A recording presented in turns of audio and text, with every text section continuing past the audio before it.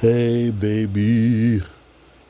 I am ready to talk about Space Marines or Warhammer a little bit more. I know I've been meaning to talk to you about it, and I'm here to deliver. So, yeah.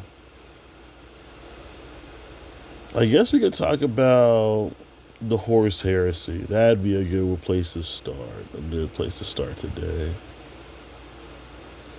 Well, I guess we could start at the beginning or right before. Okay, so the Triumph of Ulanor happened. The biggest wag wa the biggest orc wa was stopped by the Emperor and Horus and all them in person. Horus was given the title of War Master, and the Emperor was stepping down as he was stepping away in terms of his involvement in the Crusade. The Great Crusade, which was his effort to reunite the different planets under the banner of the Imperium. He tried to unite all of the scattered worlds of humanity that were separated during the Age of Strife. And when all of the worlds, for the most part, were finally united, the Emperor wanted to set aside time to take care of his Webway project. The Webway project was his plan to create independence from the warp in terms of faster than light travel. The warp was a solid way of doing it, but it wasn't perfect, and there are a lot of dangers involved with it that he'd rather humanity not have to deal with in terms of survival. And as humanity was becoming more warp touched, or the number of psychers was increasing, it would be best if there was a certain level of safe distance between the warp and humanity. So the Webway was a dimension that was a thin layer between the material realm and the warp. And the Emperor was trying to he's trying to establish a foothold in it. Now, this plan was super secretive, so secretive that he couldn't tell even the Primarchs about it.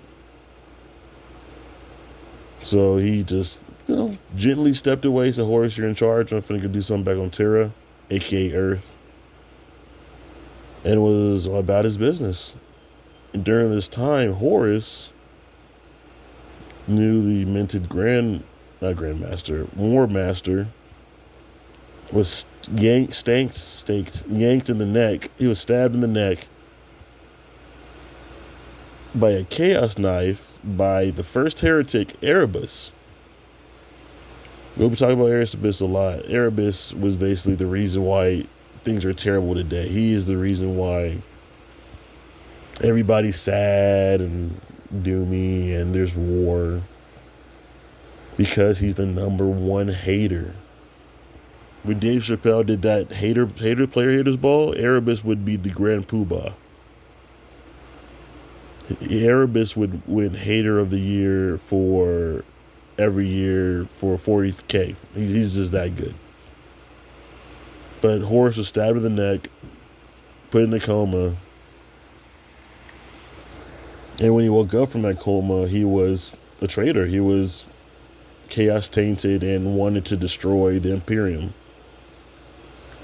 Because the Chaos Gods, they played upon his insecurities and his resentment towards the Emperor for abandoning them in a way, and he could see the writing on the walls. His men and him, they were a warrior caste. All they knew was war and fighting was coming to an end. What do you think would happen to them? They become obsolete, useless, no place in the world or the said universe. And the Emperor had already gotten rid of the previous warrior caste, the Thunder Warriors he had made, once they became obsolete, and everybody low-key knew about what happened.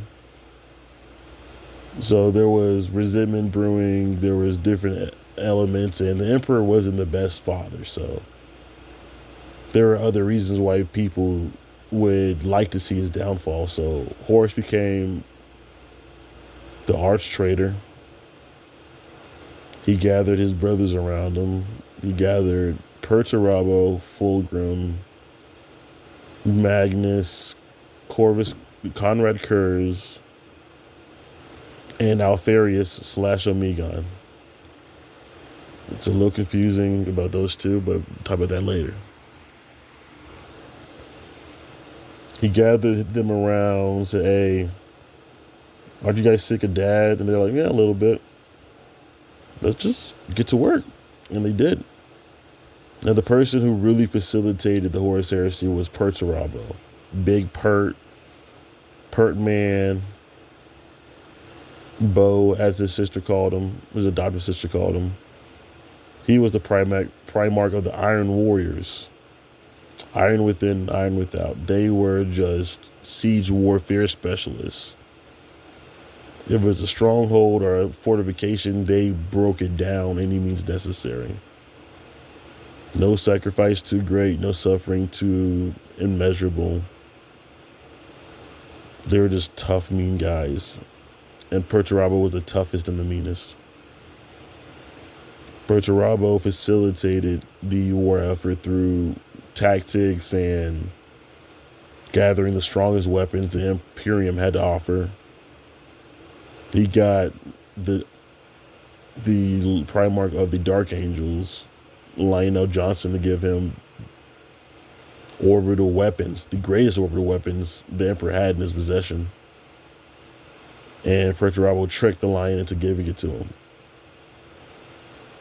You had Perturabo, you had Comrade Kurz, who was the Primarch for the Night Lords, evil Batman himself. And I didn't get into this, but Comrade Kurz was insane. He was off his rocker. Man was a nut. And he knew all this was going to go down. He knew that the Primarchs, half of them would betray the Emperor, the Horus Heresy would happen. And he wasn't believed. Throughout all of the Great Crusade, nobody understood him. Nobody believed him when he said these terrible things would happen. So he felt vindicated by helping these things happen. And he felt a certain type of way when the other Primarchs and the Emperor gave him gruff for doing what he was designed to do. He was designed to instill fear. He was designed to create panic amongst populations. And when he did, he was seen as a monster. He felt that was unfair, that was wrong. And in a way it was. But the way he went about it was causing even more suffering. And to stand against his brothers. He had Fulgrim, the Phoenician, who had his own weird reasons for turning traitor. They were not as good as the others, but we'll get to him later. And then there was Magnus the Red. He reluctantly joined the traitors, but he's the reason why a lot of custodians, most of the custodians at the time, died. And the collapse of the Waybury Project was because of him. There's a saying in the fandom, Magnus did nothing wrong. That is because Magnus had one job, do nothing, and he did that wrong. And because of that, nearly 10,000 golden, beautiful warriors died for essentially nothing. They gained no ground, they saved nothing, and the Emperor's dream came to a close. All because of Magnus doing nothing wrong. That's a little rundown of it. I'm sure it's really confusing, but that means you have to watch more of the videos to understand it. And I'm all here for it. Watch the videos multiple times to get it down. Ask me questions of what you want to hear or whatever. I'm here all day. But y'all have a good one and see y'all next time. Bye, ASMR girlfriend. Bye.